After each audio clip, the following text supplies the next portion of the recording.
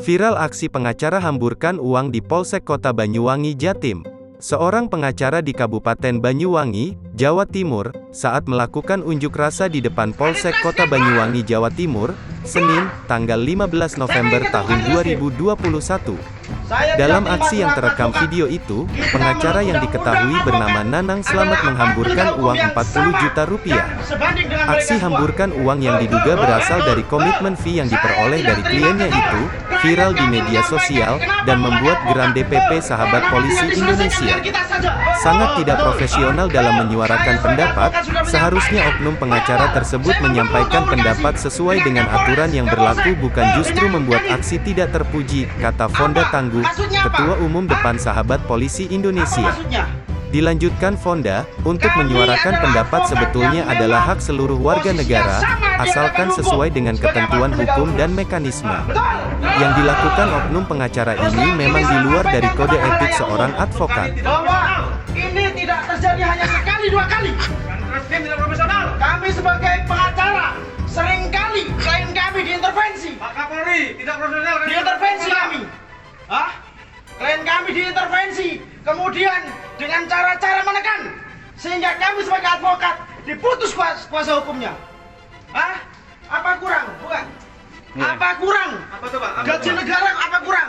Ini saya terus terang mendapatkan ya kuasa hukum 40 juta rupiah. Ini silakan ambil semua. Ambil semua.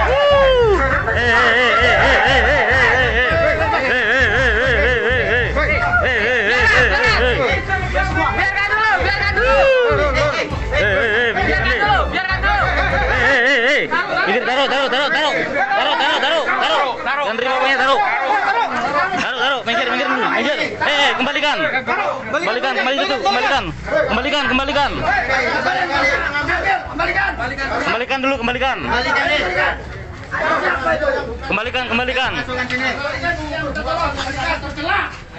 Kami sebagai advokat Semua, kembalikan Mas. Ini lagi Mas.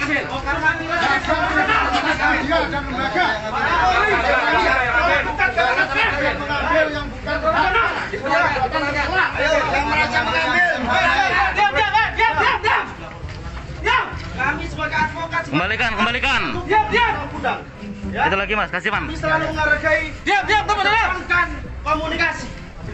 Tapi dalam hal ini kami kecewa. Ya.